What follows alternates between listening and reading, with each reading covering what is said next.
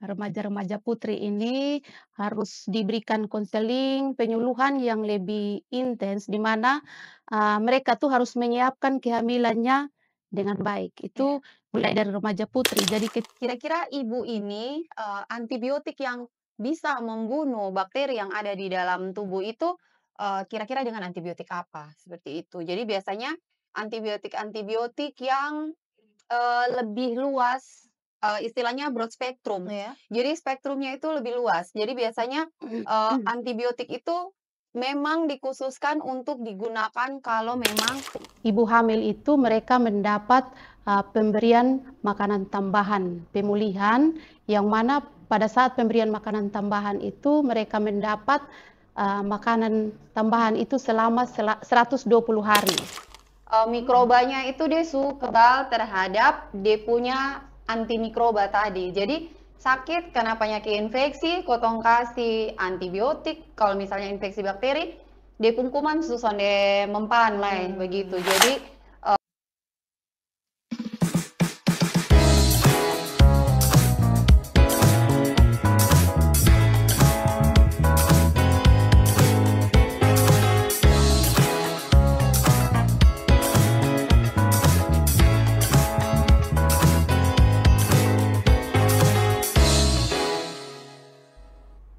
halo, salam jumpa pendengar dan juga pemirsa YouTube channel RRI Kupang. Kita bertemu lagi di podcastku Beta Pung Podcast. Podcastnya RRI Kupang. Dan tentunya saya Veronica akan menemani Anda kurang lebih selama beberapa menit ke depan ya. Kita akan ngobrol atau kita akan omong santai tentang sesuatu yang perlu dan penting untuk menjadi perhatian kita bersama. Ini sebenarnya persoalan-persoalan yang juga ada dalam asta citanya kepemimpinan yang baru untuk kita bahas ya di hari ini terkait bagaimana bahaya kekebalan antibiotik pada gizi dan kehamilan. Yang namanya kehamilan pasti ada hubungannya juga ya dengan ibu hamil. Oleh karena itu, pada kesempatan kali ini Beta sudah bersama dengan dua tamu spesial yang sudah Beta hadirkan di sini. Langsung saja Beta perkenalkan. Yang pertama, ada Kepala Puskesmas Bau Mata, ada Ibu Dimixmas MM Taupan STR Cap atau lebih akrab ketong sapa dengan Ibu Dimi. Ibu Dimi apa kabar? Kabar baik, Ibu. Luar biasa. Dan berikutnya juga ada Apoteker Teresia Maria Wonga, Sarjana Farmasi M Health Ec Hall, apoteker, pendiri komunitas Mangati Antimikroba atau Makroba yang lebih akrab disapa Kak Ria saja kalau ini dipanggil. Langsung aja Kak Ria, apa kabar? Kabar baik, Kak Vero. Luar biasa, bisa hadir bersama dengan Ketong di podcastku. Pada kesempatan hari ini, Ketong akan bahas mengenai salah satu hal yang menurut Beta sih begini ya, kalau Ketong bicara soal gizi dan kehamilan ya, Mama Iya, Dimi, Mama Ibu, Ibu Dimi Ibu dan Dimi. Karya. Ini kan Ketong bicara tentang bagaimana kondisi seorang ibu hamil yang kalau mau dibilang imunitasnya kan cenderung lebih lemah ya, terkait Iya, dengan bagaimana mengkonsumsi antibiotik yang bisa jadi kalau tidak tepat, ini kan tentunya menjadi kebal terhadap antibiotik juga dan bisa berbahaya juga mungkin ya bagi si ibu hamil ini sendiri maupun masyarakat pada umumnya nih. Oleh karena itu mungkin sebelum itu, sebelum saya ke Ibu Dimi, saya mau ke Karya dulu terkait dengan iya, masalah antibiotik ini ya terlebih iya. dahulu ya. Nah, Karya kalau kita bicara kekebalan antibiotik karena mengkonsumsi terlalu banyak antibiotik, apakah ini kasus yang mulai meresahkan dan pengertiannya sendiri yang jelasnya seperti apa nih untuk ketong bisa edukasi buat teman-teman dong? Iya, jadi, kekebalan antibiotik ini sebenarnya cukup meresahkan ya, Kak Vero, Iya. karena ini isunya bukan hanya di Kota Kupang, bukan hanya di Indonesia, tapi juga isunya isu global. Jadi kekebalan antibiotik atau kalau dalam Kotong punya istilah di kesehatan itu, antimicrobial resistant atau resistensi antimikroba. Itu, kondisi di mana antimikroba, mungkin di sini banyak yang belum terlalu paham Ah, antimikroba. Jadi antimikroba itu termasuk antibiotik, oh, ada anti jamur, antivirus, kemudian anti parasit seperti malaria. mmm, Dia susahnya terlalu efektif lah untuk bisa menyembuhkan penyakit-penyakit infeksi yang tadi disebabkan oleh bakteri, virus, jamur, kemudian parasit-parasit. Jadi mikrobanya itu dia kebal terhadap dia punya antimikroba tadi. Jadi sakit karena penyakit infeksi, kotong kasih antibiotik. Kalau misalnya infeksi bakteri, dia pungkuman susun de mempan lah begitu. Jadi kuman penyakit infeksinya sulit untuk diobati, kemudian penyebarannya juga risiko penyebaran ini bakteri yang kebal Mhm. itu juga sulit dikendalikan, akhirnya menyebabkan kematian dan juga, parahnya penyakit infeksi, kayak begitu, Kak Vero. Wih, dia punya dampak ngeri Ju ya, pada akhirnya menuju pada kematian tadi dan parahnya lagi penyakit infeksi Iya. tadi. Nah, kaitannya dengan ibu hamilnya seperti apa nih? Nah, kalau untuk ibu hamil, jadi tadi Kak Vero sempat omong di awal bahwa Hmm, ibu hamil tuh kan,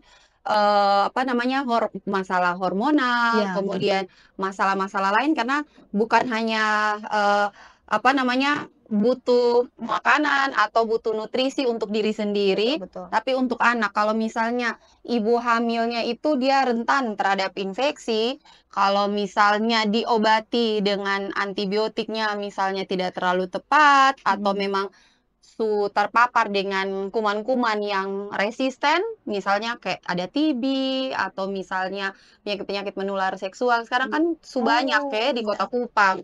Biasanya kalau misalnya ibu-ibu dong langsung mengobati diri sendiri, maka terjadi kekebalan di dalam tubuhnya ibu tersebut. Jadi kalau diobati dengan antibiotik yang biasanya kotong pakai ini antibiotik nih, harusnya kalau penyakit infeksi ini sembuh kayak begitu, tapi Mmm. seni bisa karena tadi ibu hamilnya itu sudah terpapar dengan kuman-kuman yang resisten kayak begitu, Kak Oke, Vero. baik itu tadi, garis umum ya, atau pengertian umum ya tentang, tadi kekebalan atau resistensi antibiotik tadi, Iya, apalagi berhubungan dengan ibu hamil yang bicara soal perbedaan ketika dia tidak hamil dan hamil, ya itu kan beda iya, sekali ya hormonal iya, dan lain sebagainya. Nih, saya mau langsung ke, Ibu Dini dulu nih ya, terkait iya. dengan Puskesmas Bau Mata sendiri nih Bu Dini, apakah di sana ada data gitu jumlah ibu hamil yang, mengalami masalah? Karena kan tentunya biasanya ibu hamil tuh juga rentan dengan kekurangan gizi, yang tentunya Iya, nanti akan iya, berpengaruh juga dengan efektivitas antibiotik yang diminum begitu kan ya. iya. Bagaimana? Apakah di sana ada begitu, Bu Dimi? Kalau ada kira-kira trennya dalam beberapa tahun terakhir ini seperti apa? Meningkat, menurun, atau bagaimana? Jadi baik Ibu, untuk ibu hamil yang di Puskesmas Baumata yang mengalami masalah gizi, itu ada 20 orang dan itu kami sudah lakukan intervensi spesifik di mana, ibu hamil itu mereka mendapat, pemberian makanan tambahan pemulihan, yang mana pada saat pemberian makanan tambahan itu mereka mendapat makanan tambahan itu selama 120 hari, 120 hari. Jadi, untuk masalah gizi ini, eee, ketika mereka mendapat makanan tambahan, pemberian makanan tambahan itu, mmm, masalah mereka bisa teratasi yang mana, dari yang kekurangan energi kronik menjadi, normal. Oh. Iya, Ya, berarti ada 20 ya dari data yang iya, ada di Puskesmas Bau Mata, itu dikontrol ya, diawasi terus sampai dikontrol. 120 Sampai 120 hari, 120 hari. Masa 120 hari ini masa kehamilannya?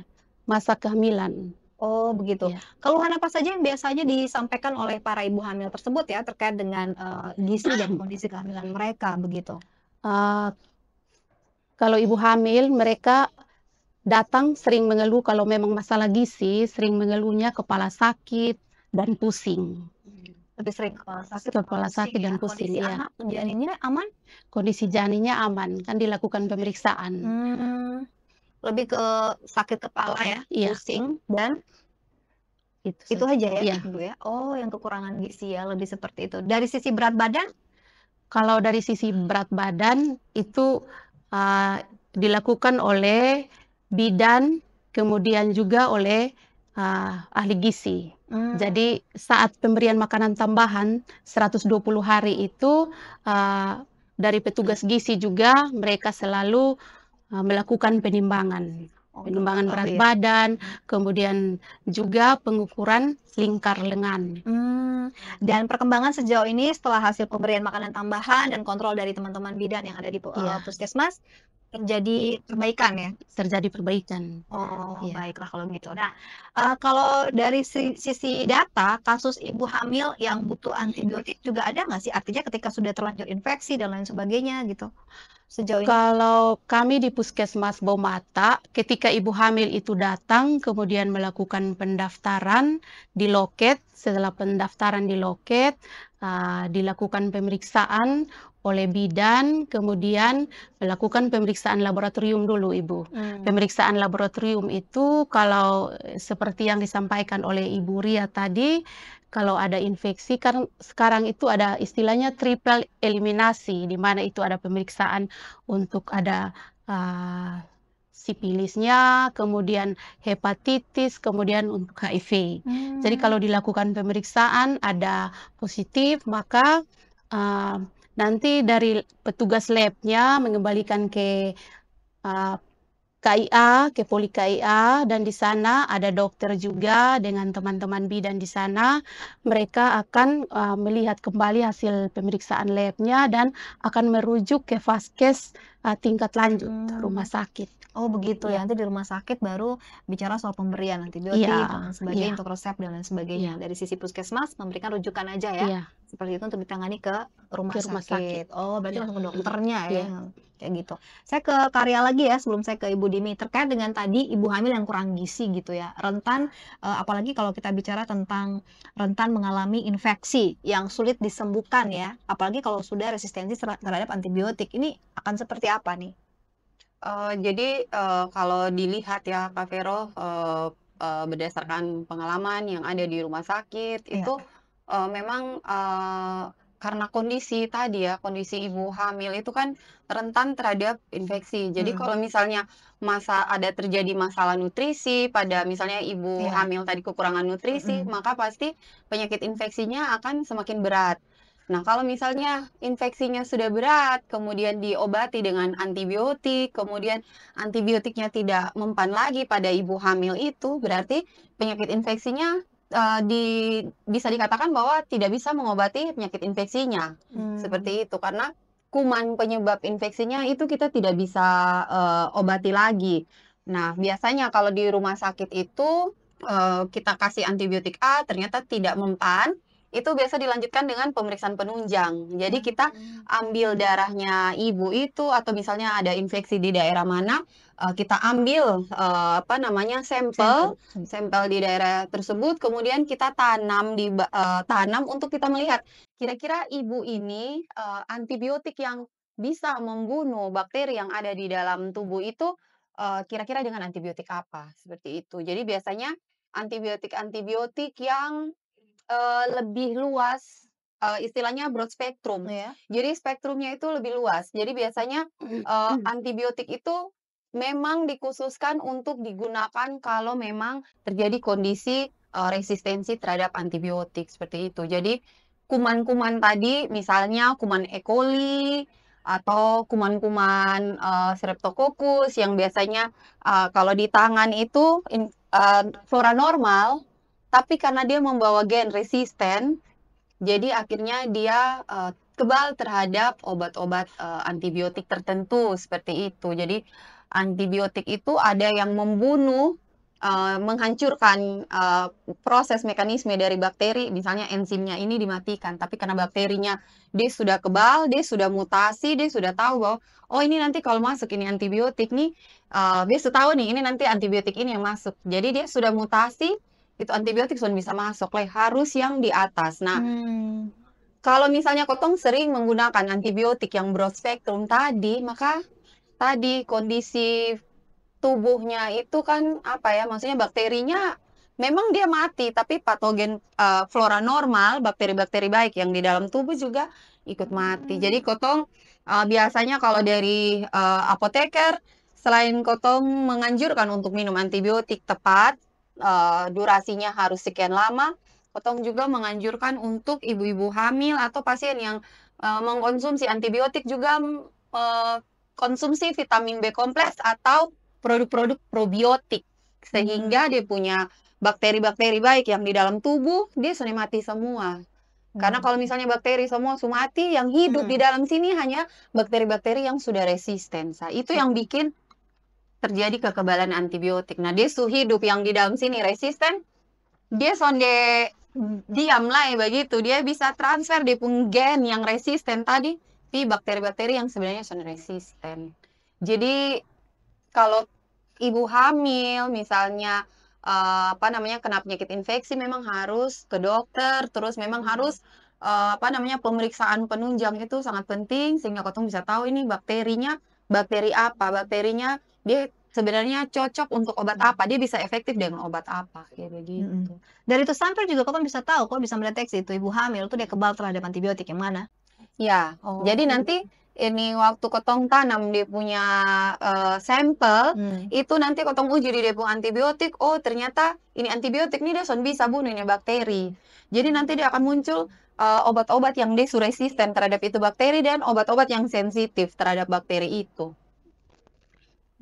Seperti itu ya Kak. Berarti memang ternyata seperti itu, ke lab dulu berarti ya, dicek dulu kan sampel yang diberikan, baru kemudian kasih obat yang mana. Nah, biasanya kalau ibu hamil untuk bisa terhindar dari yang namanya resisten terhadap antibiotik itu harus kan gini, mungkin sebelum dia hamil dia sering mengkonsumsi kan antibiotik yang tadi yang biasa kita belilah ibaratnya di apotek gitu ya, sakit dikit demam dikit ini, kalau batuk dikit atau radang ini gitu kan ya contohnya.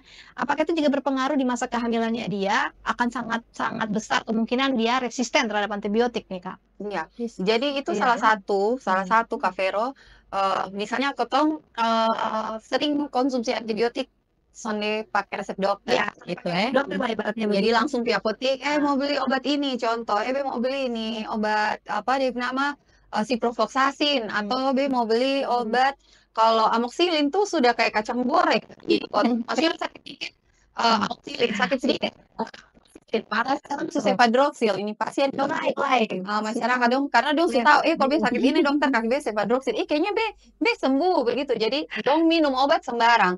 Nah, obat tadi bisa juga menyebabkan bakteri di dalam tubuhnya tadi resisten, tapi bisa juga bakteri yang ada dari luar tinggal di satu tempat. Jadi dia bisa berpindah. Misalnya di sekitar ada orang yang konsumsi antibiotiknya sembarang, dia bisa menular, bakteri itu bisa nyebar melalui air tanah, kayak gitu. Jadi resistensi antimikroba ini bukan hanya manusia, tapi dari lingkungan, dari ternak, kayak begitu Kak Vero. Misalnya di sekitar situ ada ternak yang sering dikasih antibiotik sembarang juga.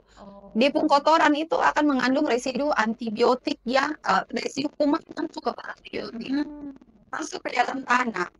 Misalnya di kandang, kotor makan ini sayur kayak gitu. Makanya ibu hamil supaya jangan kebal terhadap maksudnya mencegah terjadinya kekebalan antibiotik itu memang ibu hamil boleh makan makanan yang mentah atau misalnya yang lalapan mentah dong boleh, daging yang setengah matang juga boleh.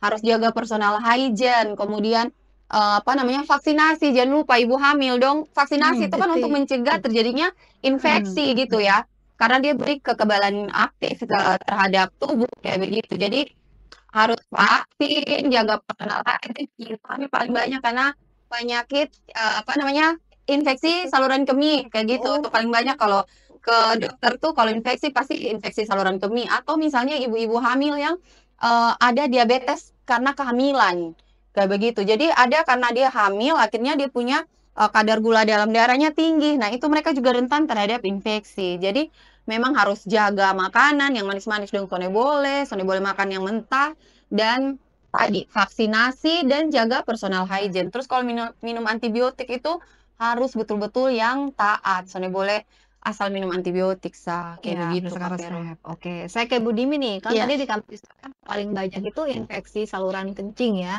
Nah, apakah itu juga data di Puskesmas Bau Mata bahwa kebanyakan dari 20 ibu hamil tersebut yang kurang gizi ya, 20 ya.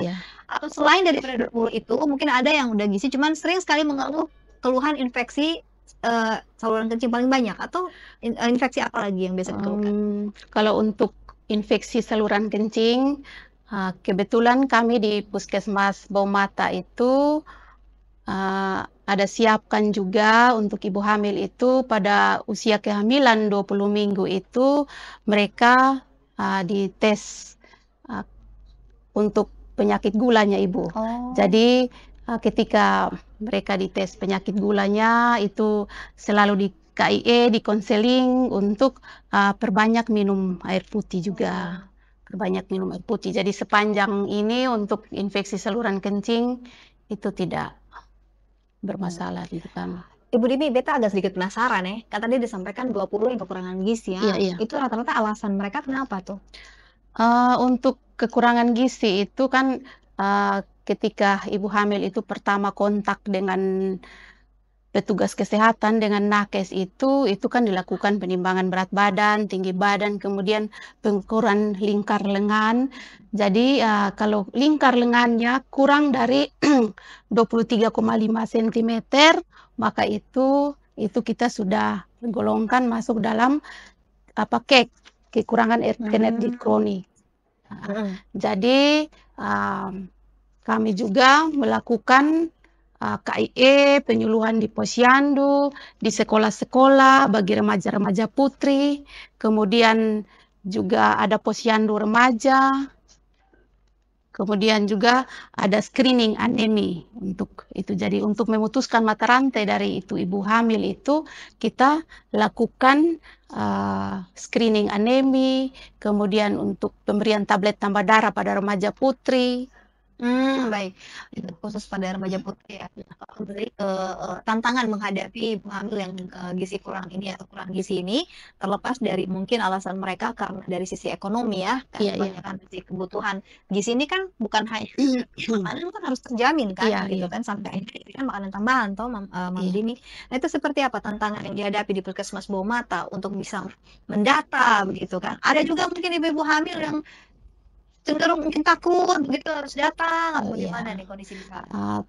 Untuk tantangan kami di Puskesmas Bau Mata itu mungkin itu sudah sekarang kita punya remaja-remaja putri ini harus diberikan konseling, penyuluhan yang lebih intens di mana mereka tuh harus menyiapkan kehamilannya dengan baik. Itu mulai dari remaja putri. Jadi ketika kita sering memberikan penyuluhan KIE dengan baik, maka kehamilan tidak diinginkan itu bisa ini. Jadi tantangan itu kebanyakan itu karena kehamilan yang tidak diinginkan. Oh, ya, Jadi betul. ketika mereka hamil itu mereka takut, malu untuk menyampaikan ke petugas kesehatan.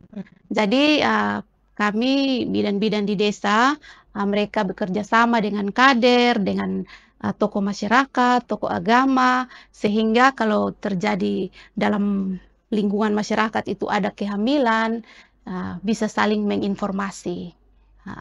Oh, seperti itu ya. Iya. Jadi saat ini memang sedang menangani 20 ibu hamil yang kurang gizi Kurang gizi. sampai penuhi ya, Iya. begitu ya gizinya. Oke. Anda selalu dilakukan update ya? Begitu. Iya, selalu. Oke. Baik, berikutnya saya masih pengen ngobrol ya terkait ini ya, Iya. masalah antibiotik dan ibu hamil nih ya. Iya. Tapi karena berhubung waktu juga ya, jadi mungkin saya akan langsung ke Arya dulu nih ya, bisa mengedukasi ya kepada masyarakat terkait bagaimana pola yang benar mengkonsumsi antibiotik hingga jangan sampai kita resistensi antibiotik, dikhususkan untuk perempuan dan anak ya, lebih khususnya lagi ibu hamil itu tadi ya, dan anak yang dikandung pastinya. Karena ketika Iya. ibunya ada resistensi antibiotik, tidak menutup kemungkinan nanti anak yang dilahirkan juga bisa begitu, benar kan ya Kak Arya ya? Silakan Kak. Iya, jadi khusus untuk ibu hamil dan juga sebenarnya pada perempuan dan anak. Jadi kalau untuk ibu hamil itu ada tidak bisa sembarang konsumsi antibiotik, Kak Vero. Jadi ada antibiotik yang tidak aman untuk ibu hamil, seperti itu. Jadi kalau misalnya ibu hamil tadi sering membeli antibiotik sembarangan di apotik, berarti sudah mulai harus rajin ke dokter, seperti itu. Jadi misalnya antibiotik yang tidak boleh untuk ibu hamil itu misalnya antibiotik yang ciprofloxacin, seperti itu. Jadi kalau misalnya ibu hamil ke apotik beli ciprofloxacin itu tidak boleh karena dia mengganggu tidak baik untuk keamanannya, tidak bagus untuk janin, seperti itu. Kemudian antibiotik dari golongan aminoglukosid. Jadi ada golongan-golongan tertentu antibiotik yang tidak boleh pada ibu hamil seperti itu. Atau misalnya biasanya kalau di puskesmas itu kan ada cotrimoxazole. Iya. Jadi cotrimoxazole itu sebenarnya tidak boleh untuk ibu hamil ataupun bayi di bawah usia kurang dari 1 bulan seperti itu. Jadi tenaga kesehatan juga harus tahu antibiotik mana yang aman untuk ibu hamil, sehingga edukasi untuk ibu hamil atau masyarakat yang ada di luar sana, kalau mau konsumsi antibiotik harus dengan resep dokter, terus belinya harus di apotik karena apoteker itu sumber utama informasi terkait dengan obat seperti itu. Karena kalau kita sembarang menggunakan antibiotik, bahayanya bukan hanya untuk kita kalau misalnya kita hamil atau misalnya anak, tapi bahayanya itu untuk lingkungan, bahkan juga bahayanya bisa untuk secara global seperti itu, Kak Vero. Jadi sekarang itu banyak bayi-bayi yang baru lahir ternyata ada penyakit misalnya masuk dengan gangguan pernapasan, ternyata waktu di situ, kenapa tidak mempan lagi pakai antibiotik yang seperti ini? Ternyata waktu kita kultur tadi ya, pemeriksaan lab penunjang itu bakterinya ditanam, ternyata bayi kecil yang belum sampai 1 bulan itu sudah kena penyakit infeksi, resisten obat seperti itu. Jadi memang antimikroba ini, Kak Vero, itu silent pandemic karena memang ini banyak tidak dilaporkan, impact-nya juga tidak terlalu kelihatan. Di kesehatan sendiri juga memang tidak pernah, oh ini penyebab kematiannya karena infeksi kebal obat seperti itu. Jadi mereka biasa pakai diagnosa misalnya pneumonia atau misalnya TB, tapi tidak ditambahkan bahwa ini resisten obat. Begitu. Oh, kalau itu penting ditambahkan biar kita tahu ya, Iya. edukasi juga. Yang terakhir silakan Ibu Dimi untuk boleh menyampaikan edukasi kepada masyarakat khususnya menjaga gizi kehamilan. Kehamilan itu penting agar tidak terkena infeksi yang justru nantinya kebal dan mungkin antibiotik juga nanti. Baik, jadi untuk ibu hamil khusus di Kabupaten Kupang harus memeriksakan diri ke puskesmas, ke fasilitas kesehatan, kemudian mengkonsumsi obat itu harus dengan resep dokter, seperti yang disampaikan tadi oleh Kak Ria, harus dengan resep dokter, kemudian juga harus dengan belinya di apotik. Ya, seperti itu. Itu juga sekaligus saran-saran ya, dan juga himbauan kepada masyarakat ya terkait dengan topik kita pada hari ini ya.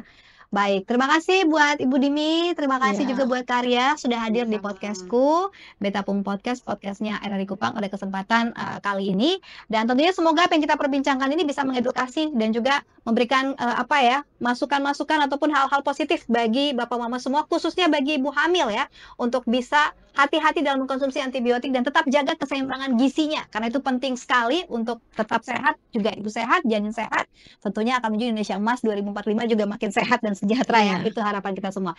Sampai bertemu lagi di podcastku di lain kesempatan. Akhirnya Vero pamit, sampai jumpa.